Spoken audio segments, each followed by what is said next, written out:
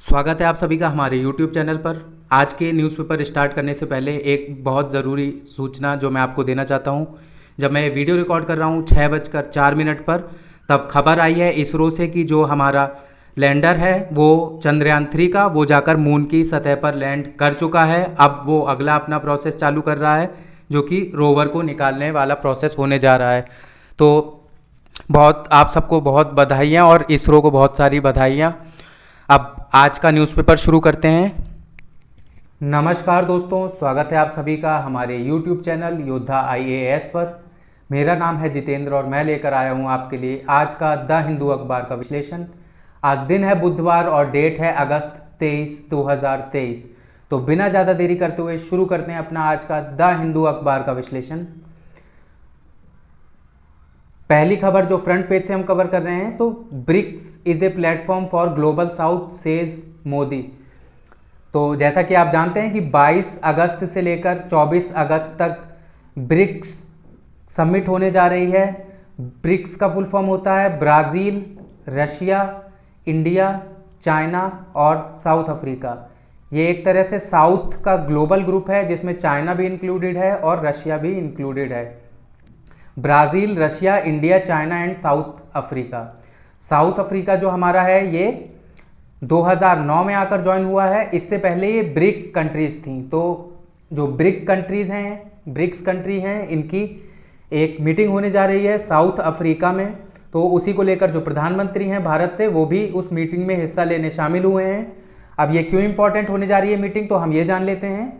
अब जैसा कि हमने देखा था कि 2020 से लॉकडाउन का एकदम पीरियड चल रहा था वर्ल्ड वाइड, तो उसकी वजह से जितनी भी समिट होती थी वो वर्चुअल समिट होती थी ब्रिक्स की। 2019 में आखिरी समिट हुई थी पर्सन टू पर्सन जो हुई थी। अब ये 15th ब्रिक्स समिट थी वो 2019 में हुई थी लास्ट। अब ये पहली पर्सन टू पर्सन समिट होने जा रही है करीबन 4 साल बाद 2023 में। क्यों इम्पॉर्टेंट है ये? क्योंकि हमें देखने को क्या मिला कि कोरोना लॉकडाउन के बाद यूक्रेन और रशिया का युद्ध शुरू होता है। तो इसमें रशिया आपका इम्पॉर्टेंट पार्टनर, आप देख सकते हैं कि ब्रिक्स ग्रुपिंग में रशिया भी इम्पॉर्टेंट पार्टनर है। और साथ ही साथ जो चाइना है उसने भारत की लद्दाख में, ईस्टर्न लद्दाख में घुसपैठ करने की कोशिश की थी।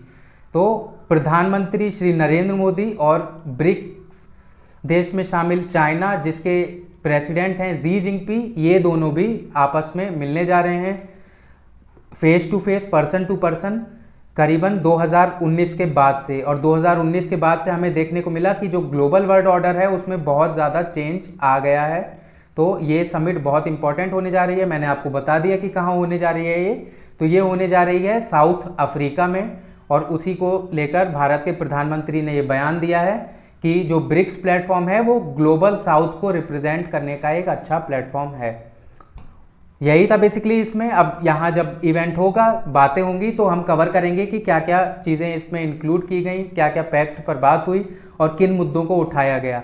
अब यहाँ एक चीज़ और देखने को मिल रही है कि ब्राज़ील, रशिया, जब रशिया की हम बात करेंगे तो रशिया के प्रेसिडेंट जो हैं व्लादिमीर पुतिन, वो मीटिंग में नहीं आ रहे हैं हिस्सा लेने और वो वीडियो कॉन्फ्रेंसिंग के थ्रू अपना पक्ष रखेंगे। यही था बेसिकली।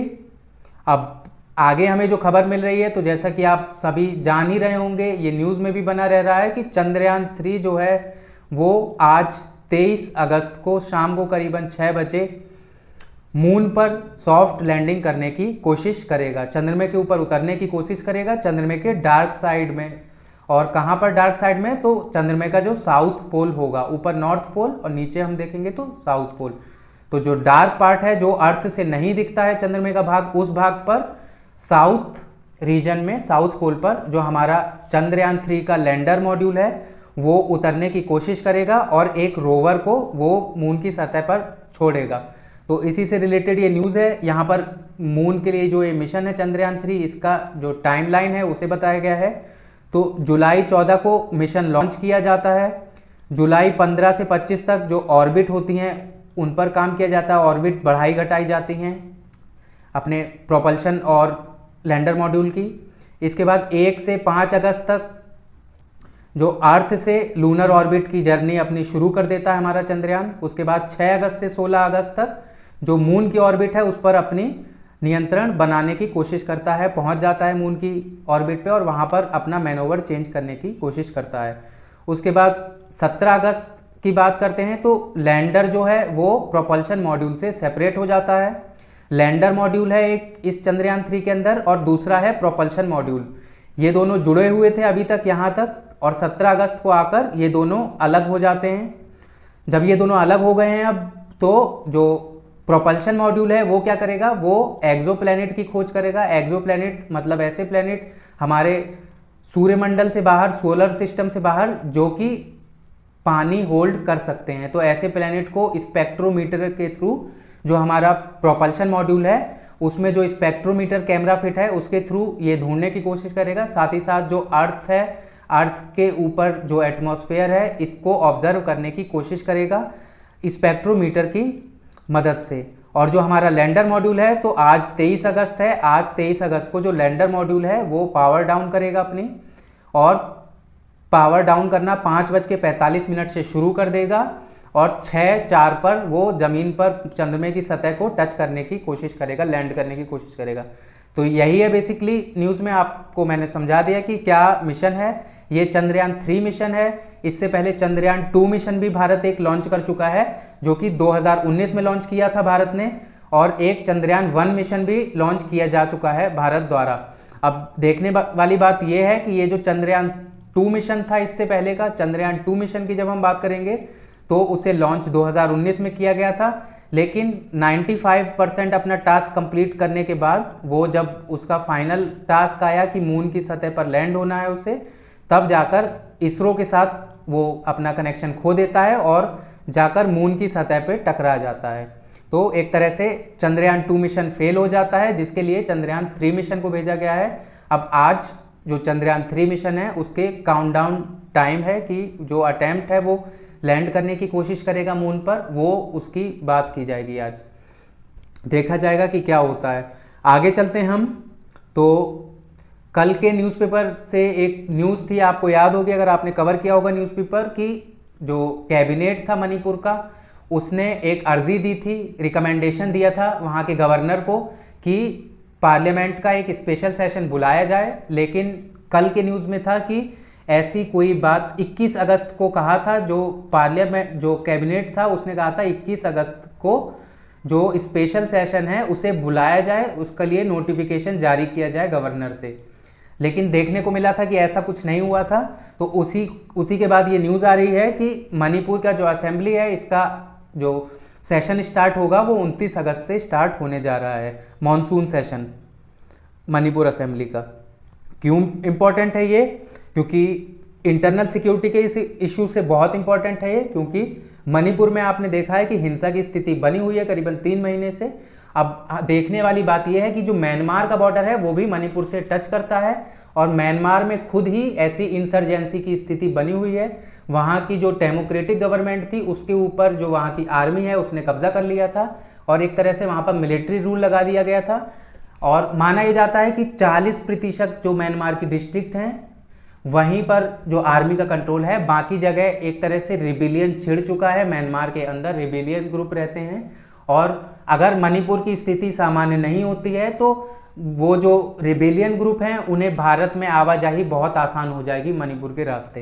तो मणिपुर का ये सेशन बहुत इंपॉर्टेंट है और इस पर सबकी नज़र बनी रहेगी, न्यूज़ में आता रहेगा, हम आगे कवर करेंगे इसे। आगे एक मिनिस्ट्री ऑफ फूड से एक न्यूज़ आ रही है।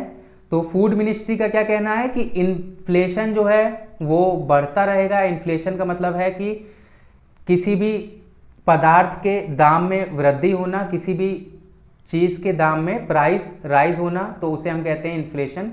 तो मिनिस्ट्री का कहना है कि इन्फ्लेशन बना रहेगा, और जो प्रेशर है इन्फ्लेशन का वो बना रहने जा रहा है, लेकिन जो खाद्य पदार्थ के दाम हैं उन्हें हम सस्ता कर देंगे, उनके जो प्राइस हैं उन्हें घटाने की हम कोशिश करेंगे, और वो एक वादा कर रहे हैं कि ये घट जाएगा। अब कुछ फैक्टर्स इंक्लूडेड हैं जो मैं आपको बता देता हूं कि क्या है। अब देखने को क्या मिला था कि जुलाई का जब डाटा आया था रिटेल इन्फ्लेशन का निकल के, रिटेल इन्फ्लेशन का जब जुलाई का डाटा आता है, खाद्य पदार्थ जितने भी हमारे होते हैं, जैसे कि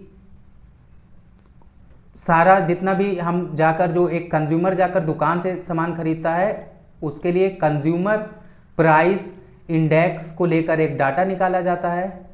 कंज्यूमर प्राइस इंडेक्स से इन्फ्लेशन का डाटा आता है और उस इन्फ्लेशन के डाटा को हम रिटेल इन्फ्लेशन कहते हैं। तो रिटेल इन्फ्लेशन का जब डाटा आया तो पता चला कि जो जुलाई का महीना था उसमें रिटेल इन्फ्लेशन जो वो बढ़ा हुआ था और 15 मंथ का हाई पर था, 15 मंथ में सबसे हाई पर था। और कितना था?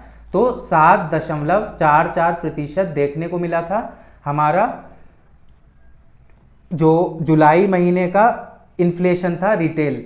इसके बाद क्या देखने को मिला? जो फूड इन्फ्लेशन था भारत के अंदर, खाद्य पदार्थ में, केवल खाद्य पदार्थ जब हम लेंगे तो उसका जो इन्फ्लेशन था वो 11.5% था। तो ये एक तरह से हाई कैटेगरीज हैं दोनों।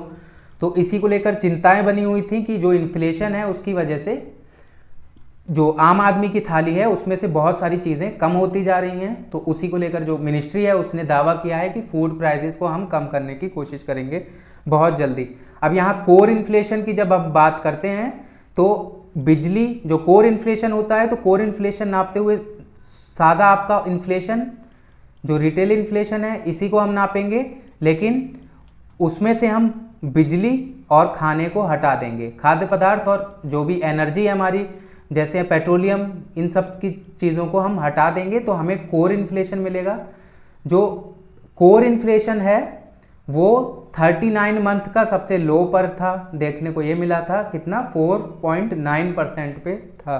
तो असली जो वजह मानी जा रही है बढ़ने की, तो एनर्जी और फूड के दाम में बढ़, जो पेट्रोलियम प्रोडक्ट्स हैं हमारे, बिजली है हमारी, इसके दाम में वृद्धि, साथ ही साथ जो खाद्य पदार्थ हैं इनके दाम में वृद्धि की वजह से हमें देखने को मिला था हाई इन्फ्लेशन। अब क्यों हुआ है खाद्य पदार्थ में और बिजली में एक तरह से इन्फ्लेशन देखने को मिला है? तो अगर हम ग्लोबल बात करेंगे, अगर हम वर्ल्ड में बात करेंगे पूरे विश्व से, जैसे कि आप जानते हैं ग्लोबलाइज्ड वर्ल्ड है, सारी चीज़ें आपस में इंटरकनेक्टेड हैं। तो उसी के लिए जो फूड एंड एग्रीकल्चर ऑर्गेनाइजेशन की एक रिपोर्ट आती है जिसका नाम है फूड प्राइस इंडेक्स, ये फूड एंड एग्रीकल्चर ऑर्गेनाइजेशन के द्वारा निकाली जाती है इंडेक्स मंथली बेसिस पर। अब जब उसमें हम जुलाई की बात करेंगे तो जुलाई में देखने को मिला था कि जो फूड इन्फ्लेशन है वो अपटिक पर आ गया था, बढ़ गया था। अभी तक क्या देखने को मिला था? जुलाई, अगर हम 2022 की बात करें तो जुलाई 2022, उसके बाद अगस्त 2022, सितंबर, तो ऐसे जब हम आते जाएंगे तो जो इन्फ्लेशन था वो कम होता जा रहा था। लेकिन एकदम से क्या देखने को हमें मिला कि जब जुलाई 2023 का डाटा आया तो इन्फ्लेशन बढ़ गया। तो एक रीज़न ये है। दूसरा रीज़न क्या है कि अभी हाल ही में जो ब्लैक सी रीजन है, तो वहाँ पर आप जानते हैं कि रशिया और यूक्रेन दोनों स्थित हैं इस रीजन में। तो इनकी चल रही है वॉर की वजह से क्या हुआ है, जो गेहूं का निर्यात है वहाँ से और सनफ्लावर का जो निर्यात है यूक्रेन और रशिया के अंदर से, तो यूक्रेन के अंदर से जो सनफ्लावर आता है और वीट आता है, साथ ही साथ रशिया के अंदर, तो इन पर एक तरह से इन्फ्लुएंस पड़ा है, जिसकी वजह से क्या माना जा रहा है कि जो ब्लैक सी था उस पर अब बात आ गई। तो वहाँ से जो ग्रेन एक्सपोर्ट होता था उस पर भी एक तरह से दिक्कत चल रही है, जिसकी वजह से हमें इन्फ्लेशन देखने को मिला जुलाई के महीने में। अब जब डोमेस्टिक डिस्ट्रप्शंस की बात करते हैं कि घरेलू हमारी क्या ऐसी चीज़ें रहीं जिसकी वजह से दाम बढ़ गए, तो हमने क्या देखा कि कोलार में एक वाइट फ्लाई डिजीज़ नामक बीमारी टमाटर के अंदर देखने को मिली। क्या नाम है इस बीमारी का? White fly disease. ये कहाँ पाई गई? कोलार में, कर्नाटक में। और जो लोग जानते होंगे कि जब ये जो महीना है हमारा जून का और जुलाई अगस्त, तो ये जो महीने होते हैं इस समय पर जो टमाटर होता है भारत में वो दो ही जगह से आता है, या तो हिमाचल प्रदेश से टमाटर आता है या फिर हमारा कर्नाटक के अंदर से टमाटर आता है। लेकिन इस साल देखने को क्या मिला कि हिमाचल प्रदेश में बहुत ज़्यादा बारिश होने की वजह से वहाँ जितनी टमाटर वगैरह की फसल थी सब बर्बाद हो गई। अब जब वहाँ की फसलें बर्बाद हो गई तो हम डिपेंडेंट हो गए केवल कर्नाटक के ऊपर। अब कर्नाटक का क्या है कि वहाँ पर क्या हुआ कि एक जो मैंने आपको बताया कि वाइट फ्लाई डिजीज़ वहाँ पर लग गई टमाटरों के अंदर, जिसकी वजह से कम टमाटर, आधे टमाटर खराब हो गए, और जब कोई सामान कम होगा मार्केट के अंदर तो उसके दाम अपने आप हाई हो जाएंगे। तो ये बेसिकली इस वजह से इन्फ्लेशन देखने को मिला था हमें टमाटर में। पहला रीज़न इन्होंने ये दिया है, और दूसरा इन्होंने ये रीज़न दिया है कि जो तूर की दाल होती है तो उसकी जो प्रोडक्शन है तो उसका प्रोडक्शन कम हुआ है, जिसकी वजह से हमें यही फिर से देखने को मिला कि जो तूर की दाल कम उगाई गई भारत के अंदर, उसका प्रोडक्शन कम हुआ, जिसकी वजह से इसके दाम भी बढ़ गए। तो हमें ओवरऑल क्या देखने को मिला कि इन्फ्लेशन की स्थिति और ज़्यादा हो गई। अब यहाँ जब एनर्जी की बात करते हैं कोर इन्फ्लेशन में, तो आपको ये भी याद रखना है कि रशिया जो है वो भी पेट्रोलियम एक्सपोर्टिंग कंट्री है एक बहुत बड़ी, ठीक है। तो उसकी वजह से भी एनर्जी पर भी थोड़ा फर्क पड़ने गया, इसी वजह से फर्क पड़ा इन सब चीज़ों पे। तो अब मिनिस्ट्री का कहना है कि इन्फ्लेशन को हम, जो प्रेशर है इन्फ्लेशन का वो बढ़ घट सकता है, बढ़ भी सकता है, घट भी सकता है, लेकिन जो फूड के प्राइस हैं उसे हम जल्द ही कम कर लेंगे, उन पर काबू पा लेंगे। आगे हम चलते हैं तो एडिटोरियल सेक्शन की तरफ चलते हैं। तो यहाँ पर सेक्शन 8 क्लॉज 4 की बात हो रही है, रिप्रेजेंटेशन ऑफ पीपल्स एक्ट 1951 की। तो रिप्रेजेंटेशन ऑफ पीपल्स एक्ट 1951 हमारा एक प्रावधान है, उसके सेक्शन 8 क्लॉज 4 की बात हो रही है, और क्या कह रहे हैं कि हमें इस सेक्शन को रिस्टोर कर देना चाहिए। अब ये रिस्टोर कर देना चाहिए तो मतलब क्या है इसका, कि ये सेक्शन अभी लागू नहीं है, मतलब खराब चल रहा है, ये सेक्शन खत्म है। तो हम थोड़ा देख लेते हैं क्या है ये, मैं आपको बता देता हूँ शुरू से। तो एडिटोरियल में बेसिकली ये बात कर रहे हैं कि हाल ही के दिनों में हमें जब देखने को मिला कि राहुल गांधी को, जो कांग्रेस पार्टी से बिलोंग करते हैं, उन्हें डिस्क्वालीफाई कर दिया गया। क्यों डिस्क्वालीफाई कर दिया गया उन्हें पार्लियामेंट से? क्योंकि उन्हें 2 साल की सजा मिली थी, ठीक है, 2019 के एक डिफेमेशन केस में। तो हुआ क्या, अब आप अपने मतलब एक नॉर्मली समझें तो ये पार्लियामेंट है आपकी, यहाँ पर मेंबर्स बैठते हैं, जो मेंबर्स हैं पार्लियामेंट के।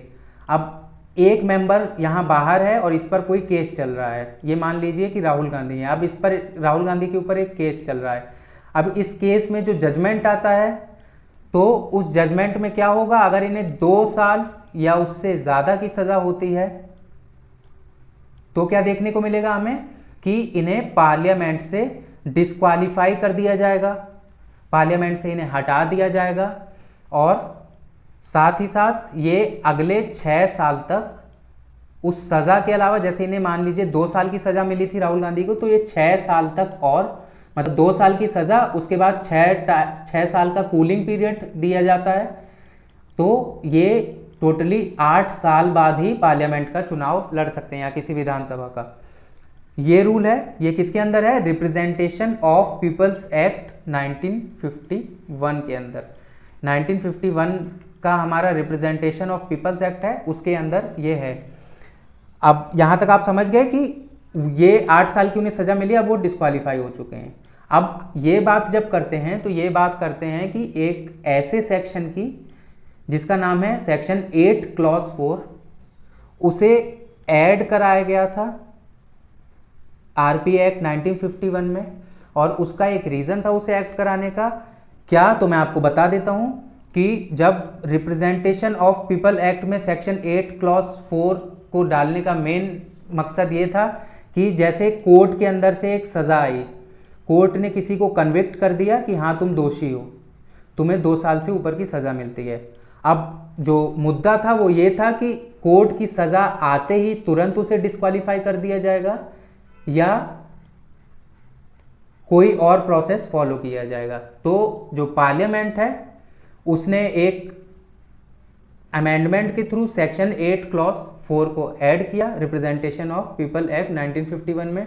अब क्या होने लगा कि जब जैसे किसी को 2 साल की सज़ा मिली तो उसके बाद उसे 3 महीने का कूलिंग पीरियड मिलेगा पार्लियामेंट से निकालने से पहले, उसे पार्लियामेंट से डिस्क्वालीफाई करने से पहले 3 महीने का कूलिंग पीरियड मिलेगा ताकि वो किसी और ऊपर कोर्ट में अपील कर सके।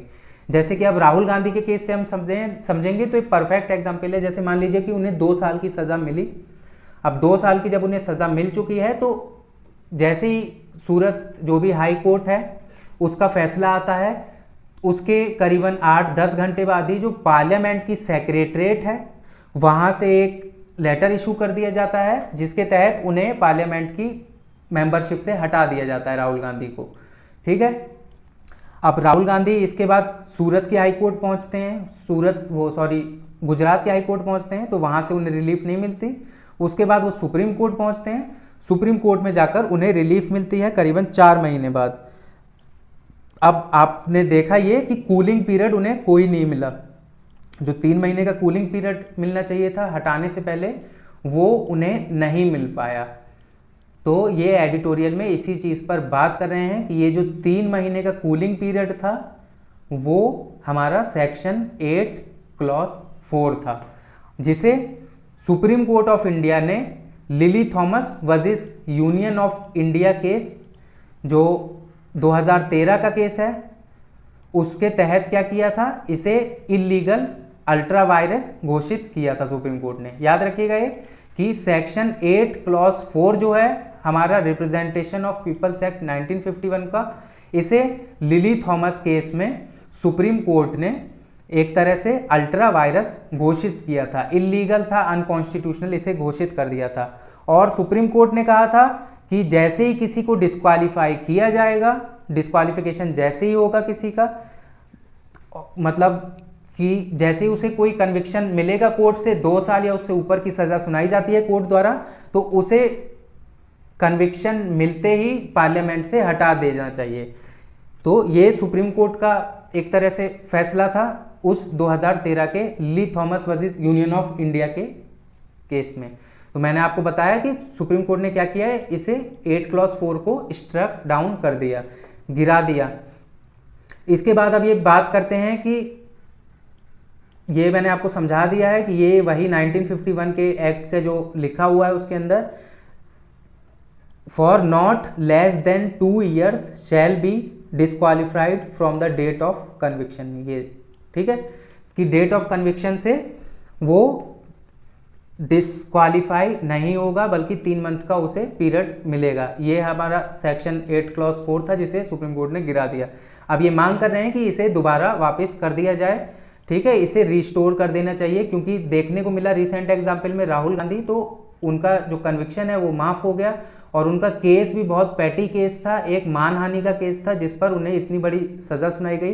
तो ये इनका लिखने का मुख्य कारण ये है कि ये कह रहे हैं कि जो अपोजिशन है या जो भी ऐसे मेंबर्स हैं पार्लियामेंट के, उन्हें डिफेमेशन या किसी ऐसे केस में फंसाकर उनका जो पार्लियामेंट में इम्पॉर्टेंट टाइम है जहां पर वो बोलेंगे या कुछ बयान देंगे, उसे टाला जा सकता है, बाद में भले ही वो सुप्रीम कोर्ट या कहीं जाकर वहां से अपने लिए रिलीफ लेकर आ जाएं। तो इनका एक तरह से मत है कि जो रिप्रेजेंटेशन ऑफ पीपल एक्ट है 1951, उसका सेक्शन 8 क्लॉज 4 रिस्टोर हो जाना चाहिए। यही है बेसिकली इस एडिटोरियल में, आप यहाँ इसे कवर कर सकते हैं। जो मेन चीज़ है आपके लिए जाने के लिए वो मैंने आपको बता दी है। आगे हम चलते हैं। तो easing credit flow, RBI's platform for loan approvals will help small borrowers. तो क्या है मैं आपको बता देता हूँ। RBI है हमारा जो रिजर्व बैंक ऑफ इंडिया, उसने एक जांच करवाई और उस जांच में उसने पाया कि जो लोन देते हैं बैंक्स वगैरह, तो जब बैंक किसी आदमी को लोन देता है तो उस लोन को देने की प्रक्रिया में बहुत ज़्यादा टाइम लग जाता है। अब RBI ने जो जांच करवाई वो इसलिए करवाई कि इसके रीजंस फाइंड करें। तो जो जांच में निकल कर आया, जो रीज़न निकल कर आए, तो वो रीज़न निकल कर आया कि जैसे मान लीजिए कि एक कंज्यूमर है कोई, वो किसी बैंक पहुंचता है, बैंक का नाम है A, तो एक कंज्यूमर जिसका नाम है B, वो A बैंक में पहुंचता है और वहां पर जाकर वो लोन मांगता है। अब जब लोन उसका लेटर भर दिया जाता है, सारी चीज़ें भर दी जाती हैं, सारी फॉर्मेलिटीज़ कर दी जाती हैं, उसके बाद जो बैंक है हमारा, वो इन सब उसके जो रिकॉर्ड्स हैं उसकी पूरी तरह से जांच करेगा उसे लोन देने से पहले। और ये जो डाटा उसे मिलेगा, तो ये अलग अलग मिनिस्ट्री के पास मिलेगा। जैसे कोई डाटा उसे मिलेगा सेंट्रल मिनिस्ट्री के पास, कोई डाटा जो उसे चाहिए है वो उसे मिलेगा स्टेट गवर्नमेंट के पास, कोई किसी अदर बॉडी पर, ठीक है, ऐसे अलग अलग बॉडीज़ पर जाकर वो उन डाटास को कलेक्ट करेगा, उसके बाद कंपाइल करेगा उन डाटा को, और तब वो मन बनाएगा कि बी को लोन देना है या नहीं। तो अब क्या हुआ, इसमें टाइम का बहुत वेस्टेज हुआ। जो ये इंफॉर्मेशन कलेक्ट कर रहा था इतनी देर से, तो इसमें टाइम का बहुत खपत हुआ। तो जांच की रिपोर्ट में ये आया। उसके बाद आरबीआई ने फैसला लिया है कि हम एक ऐसी स्कीम चलाएंगे भारत के अंदर जिसके तहत जो लोन देने की प्रक्रिया है ये आसान हो जाएगी बहुत, और चुटकियों में लोन पास हो जाया करेगा। अब ऐसा कैसे किया जा सकता है, तो आप सोच सकते हैं कि ऐसा कैसे किया जा सकता है कि ये जितना अलग अलग जगह डाटा था, इस डाटा को हम एक जगह लाकर रख दें कहीं पर, तो वहाँ से डायरेक्ट बैंक पहुँचेगा एक जगह और पूरे डाटा को तुरंत वेरीफाई करेगा और लोन देना है नहीं या नहीं ये तुरंत कंज्यूमर को बताएगा, और लोन की जो प्रक्रिया है वो बहुत आसान हो जाएगी इसकी वजह से। तो ये बेसिकली तो रिजर्व बैंक ऑफ इंडिया ने ये इनिशिएटिव माना है, जो रिपोर्ट आई है उसका। और रिजर्व बैंक ऑफ इंडिया क्या करने जा रही है, public take platform for frictionless credit नाम की एक संस्थान, एक प्रोग्राम चलाने जा रही है भारत के अंदर। तो जिसके तहत क्या होगा कि जो भी मैंने आपको बता दिया कि ये सारा डाटा जो अभी उसे अलग अलग मिनिस्ट्रीज से मिलता था, अलग अलग जगह से मिलता था, अब वो उसे एक ही जगह पर एक ही टाइम पर अवेलेबल होगा, जिससे इसका टाइम बहुत बचेगा। यही है बेसिकली इसमें। अब इसी को लेकर जो रिजर्व बैंक ऑफ इंडिया है वो अभी ट्रायल्स कर रही है किसान क्रेडिट कार्ड के ऊपर, और किसान क्रेडिट कार्ड के ऊपर वो लोन प्रोवाइड कराएगी। और कितने तक वालों पर ट्रायल चल रहा है, 1.6 लाख रुपए तक ही मैक्सिमम लिमिट रखी गई है लोन की, जो ये ट्रायल चल रहा है किसान क्रेडिट कार्ड के ऊपर। ठीक है, इससे बहुत ये होगा कि जो लोन देने की स्पीड होगी गवर्नमेंट की, जो आरबीआई की लोन देने की स्पीड होगी वो बहुत तेज़ हो जाएगी।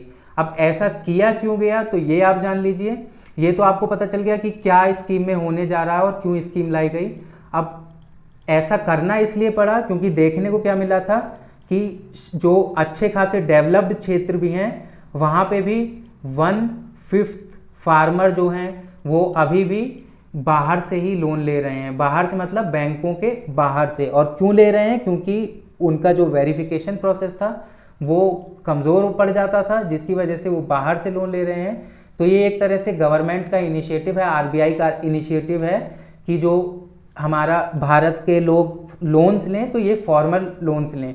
क्योंकि आप देखते हैं कि साहूकार के जो झांसे में आज भी भारत के अंदर बहुत बड़ी संख्या फंसी हुई है, और जब साहूकार से अगर लोन लेगा कोई तो उसे जो इंटरेस्ट रेट भरना पड़ेगा उस लोन पर वो भी बहुत हाई भरना पड़ता है, जिसकी वजह से जो गवर्नमेंट की चाह है कि जो लोन हो वो फॉर्मल लोन हो, कोई भी लोन ले तो वो फॉर्मल लोन ले और जिस पे इंटरेस्ट रेट वैलिड लिया जाए। तो यही है बेसिकली इसमें एडिटोरियल में यही समझाया गया है।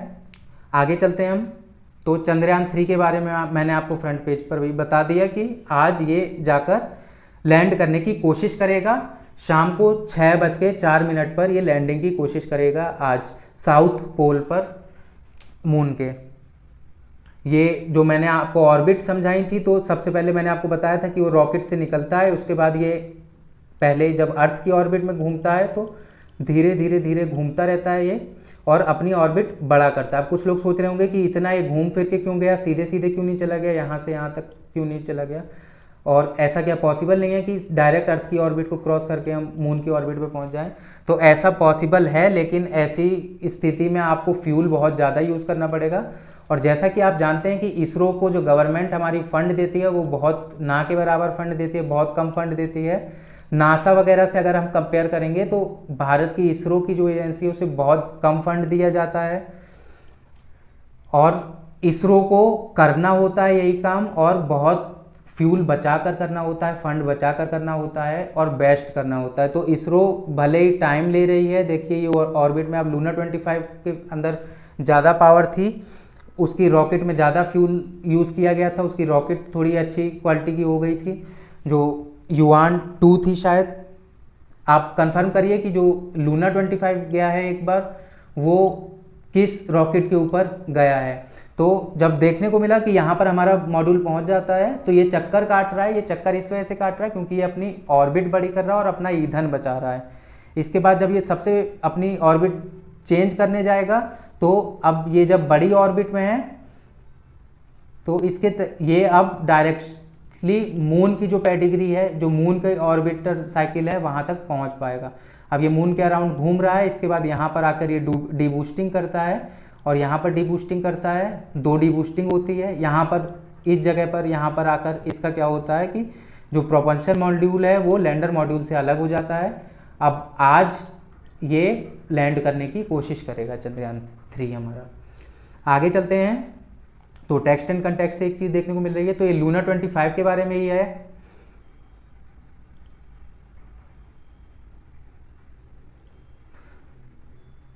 लूना 25, अब क्या हुआ था, मैंने आपको बताया था कि लूना 25 कल के न्यूज़पेपर में मैंने कवर किया था आपके साथ कि लूना 25 मून पर साउथ पोल पर लैंडिंग करने की कोशिश कर रहा था 21 अगस्त को। क्या होता है कि 21 अगस्त को उसकी कोशिश थी कि 21 अगस्त को वो लैंड करेगा, लेकिन 20 अगस्त को क्या होता है कि जो हमारा लूना 25 है ये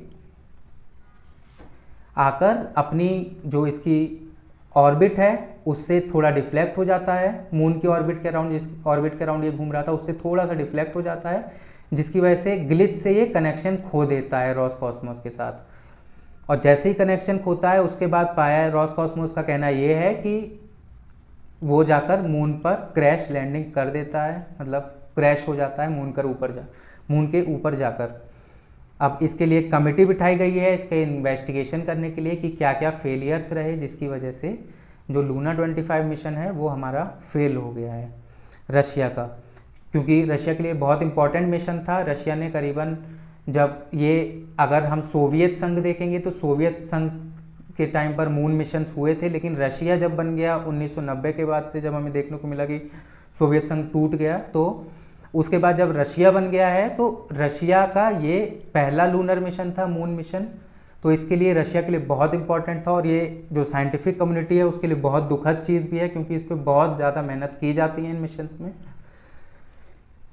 आगे हम देखते हैं तो जो इसकी वजह से क्या पता चलता है कि रशिया जो है वो मून पर लैंड करने से अभी पीछे रह जा रहा है, ये इस पर दिखाई देता है। आगे हम चलते हैं, on protecting the biodiversity of the north east. तो हमारा जो नॉर्थ ईस्ट रीजन है जहाँ पर हमारी 7 सिस्टर स्टेट्स आती हैं, आप हमें 7 सिस्टर स्टेट जो हैं भारत की उनके नाम कमेंट सेक्शन में बताइए विद कैपिटल। अब ये जो लिखा गया है टेक्स्ट एंड कंटेक्स्ट, तो ये बेसिकली इसलिए लिखा गया है कि जो नॉर्थ ईस्ट रीजन है भारत का वो बहुत सुंदर है, वहाँ एक तरह से प्रकृति का एक बहुत अच्छा नज़ारा रहता है वहाँ पर, और वहाँ पर हिमालय भी पाए जाते हैं और वहाँ की जो सीनरी है वो बहुत ब्यूटीफुल है, जिसकी वजह से जो टूरिज़्म होता है वो वहाँ पर बहुत होता है, बढ़ जाता है, और जिसकी वजह से वहाँ कंस्ट्रक्शन भी होते हैं प्रोजेक्ट्स के, डेवलपिंग इंफ्रास्ट्रक्चर भी डेवलप होता है, और इन सब चीज़ों से जो नॉर्थ ईस्ट है वो अपना पैसा निकालने की, मतलब पैसा बढ़ाने की कोशिश करता है। लेकिन देखना को क्या मिला है कि जो नॉर्थ ईस्ट रीजन है, अगर हम कंपेयर करेंगे सारे भारत के साथ, तो वो जो ग्रोथ है नॉर्थ ईस्ट की वो बहुत कम है जब हम सारे भारत के साथ उसे कंपेयर कराएंगे। और इसका रीज़न ये है कि वहाँ पर जो इंडस्ट्रीज़ हैं वो बहुत कम हैं, तो इंडस्ट्रियली बैकवर्ड है हमारा नॉर्थ ईस्ट रीजन भारत का, जिसकी वजह से जो बाकी भारत से हम कंपेयर कराएंगे तो वहाँ पे ग्रोथ जो है वो कम है। इसके बाद जो नॉर्थ ईस्ट है वहाँ पर जो कुछ खतरे भी हैं, जैसे कि वहाँ पर डिफॉरेस्टेशन बहुत ज़्यादा चल रहा है, वहाँ पर बाढ़ आती हैं, असम की जो नदी असम से पार होकर जाती है, जिसे हम ब्रह्मपुत्र रिवर कहते हैं, वो एक तरह से वहाँ पर जब मानसून का टाइम होता है उस टाइम पर एकदम उफान पर ही रहती है, बहुत करीबन 2 से 3 महीने के लिए। और अब वहाँ पर हम देख रहे हैं कि जो वहाँ पर जो इंडस्ट्रीज़ ऑलरेडी प्रेजेंट हैं वो भी सीरियस प्रॉब्लम्स क्रिएट कर रही हैं हमारे एनवायरनमेंट के लिए। आगे जब सेंट्रल गवर्नमेंट और स्टेट गवर्नमेंट की बात करते हैं, वहाँ पर जो हैं, जैसे यहाँ की केंद्र की सरकार बहुत सारी पॉलिसीज चलाती है जिससे वो नॉर्थ ईस्ट रीजन को और डेवलप कर सके। जो present day Narendra Modi government है, इन्होंने नॉर्थ ईस्ट के डेवलपमेंट के लिए बहुत सारे इनिशिएटिव किए थे। मिनिस्ट्री भी अलग बनी हुई है नॉर्थ ईस्ट के डेवलपमेंट के लिए, और अलग से फंड्स भी नॉर्थ ईस्ट के लिए जाता है। तो जो केंद्र सरकार है और साथ ही साथ जो वहाँ की नॉर्थ ईस्ट की राज्य सरकारें होती हैं, उनका काम है डेवलपमेंट करना इंफ्रास्ट्रक्चर, जिसकी वजह से क्या होता है, मैंने आपको साइकिल समझा दिया कि अब ये वहाँ पर अगर इंफ्रास्ट्रक्चर नहीं बनेगा तो वो रीजन बैकवर्ड ही रहेगा, वहाँ पर ग्रोथ नहीं देखने को मिलेगी। लेकिन अब हम वहाँ पर अगर कुछ बनाते हैं जाकर, तो उससे क्या देखने को मिलेगा कि वो जो वहाँ का वातावरण है, वहाँ का एनवायरनमेंट है, वो ख़राब हो रहा है। और जिसकी वजह से एनवायरनमेंट ख़राब होने का मतलब कि वहाँ पर पॉल्यूशन बहुत ज़्यादा हो गया है, माइनिंग चालू हो गई है, डिफॉरेस्टेशन बहुत ज़्यादा है, तो हमें ये देखने को मिलेगा। अब दोनों स्थिति में क्या है कि हमें ग्रोथ भी चाहिए, साथ ही साथ हमें जो वहाँ का नॉर्थ ईस्ट रीजन का विकास भी हमें चाहिए। तो उसी के लिए ये कहते हैं कि गवर्नमेंट और जो हमारी केंद्र सरकार है, वहाँ की गवर्नमेंट्स हैं जो नॉर्थ ईस्ट की, और जो हमारी केंद्र सरकार है, इन्हें ऐसे डेवलपमेंट करने चाहिए जो सस्टेनेबल ही हो। इन्हें वहाँ पर जो नॉर्मल प्रोसीजर की थ्रू जो लगा दिए जाते हैं, डेवलपमेंट कर दिए जाते हैं, ऐसे नहीं करना चाहिए, बल्कि उसकी पूरी रिसर्च कराकर तब वहाँ पर जो इनिशिएटिव्स हैं वो चालू करने चाहिए, जिससे मतलब जो एनवायरनमेंट है वहाँ का, उसे कंसर्न में रख कर वहाँ पर सारी चीज़ें करनी चाहिए। ये एक तरह से जो नॉर्थ ईस्ट रीजन है वो भारत के लिए बहुत इम्पोर्टेंट है। आगे हम चलते हैं। तो Goyal urges onion growers not to go for panic selling. Panic selling का मतलब क्या होता है, जैसे आपने कुछ आलू उगाए, आपके पास करीबन 4 बोरी आलू हैं। अब आपने क्या सुना, खबर में कहीं या गवर्नमेंट की तरफ से आपको कोई खबर आई कि ये जो आपके पास आलू है, ये अब आप एक्सपोर्ट नहीं कर सकते। अगर एक्सपोर्ट करोगे तो 40% ड्यूटी देना पड़ेगा तुम्हें। अब आप जानते हैं कि एक्सपोर्ट पर पैसा थोड़ा ज़्यादा मिलता है। तो जो आप हैं, तो आपको क्या लगेगा कि ये गवर्नमेंट की वसूली है, एक तरह से कि गवर्नमेंट आपसे वसूल रही है। एक खबर जो हमें देखने को मिल रही है, तो भारत NCAP तो क्या करने जा रहा है भारत। अभी तक मैं आपको बता देता हूँ कि जो कार होती हैं भारत के अंदर, इनका ये कितनी एक्सीडेंट प्रूफ है, इस चीज़ की टेस्ट करने की जो डिवाइसेस थी वो अभी भारत के पास नहीं थी। लेकिन भारत अब खुद का एक ऐसा प्रोग्राम चालू करने जा रहा है जिसके तहत भारत की जो गाड़ियाँ होंगी उन पर इम्पैक्ट टेस्ट किया जा सकेगा कि कौन सी गाड़ी भारत के अंदर बनी हुई, किस मॉडल की, कितना इम्पैक्ट टेस्ट झेल लेती है। और जो भी इम्पैक्ट टेस्ट होगा उसे 1 से लेकर 5 तक रेटिंग दी जाएंगी, और इसके बीच में जो रेटिंग होंगी उनके एक तरह से स्टैंडर्ड्स डिफाइन किए जाएंगे। तो भारत अब यूरोपीय देशों की तरह भारत भी ये करने जा रहा है कि एक कोलाइडिंग टेस्ट जो होता है गाड़ियों के मॉडल्स का, उसे भारत के अंदर शुरू करने जा रहा है। The Bharat new car assessment programme, इस प्रोग्राम का नाम है, जिसे हम कहेंगे भारत NCAP। तो मैंने आपको बता दिया कि ये जो 8 सीटर तक की जो गाड़ियां होंगी भारत के अंदर, उनकी ये टेस्टिंग कर सकता है कि वो कितने रेटिंग में बैठती हैं फिट, अगर उनका कॉलिजन टेस्ट कराया जाता है। कॉलिजन टेस्ट का मतलब कि जैसे कोई गाड़ी जब हाईवे पे चल रही है स्पीड के साथ और कोई अवरोध आ जाता है, तो वो जब उससे टकराती है तो जो इम्पैक्ट है उसके बाद गाड़ी में कितना डैमेज होता है, बाकी सारी चीज़ें, वो सब देखने के लिए जो टेस्ट कराया जाता है वो अब भारत की सरकार खुद ही भारत के अंदर करवाने जा रही है। ये वॉलंटरीली रखा जाएगा कार मॉडल्स के लिए। जो भी कंपनी जो इच्छुक होती हैं कि हमें टेस्ट करवाना है, तो वो आकर यहाँ पर टेस्ट करवा सकती हैं, और अक्टूबर से ये चालू होने जा रहा है। आज के न्यूज़पेपर में बस इतना ही था। आज के लिए बस इतना ही। धन्यवाद।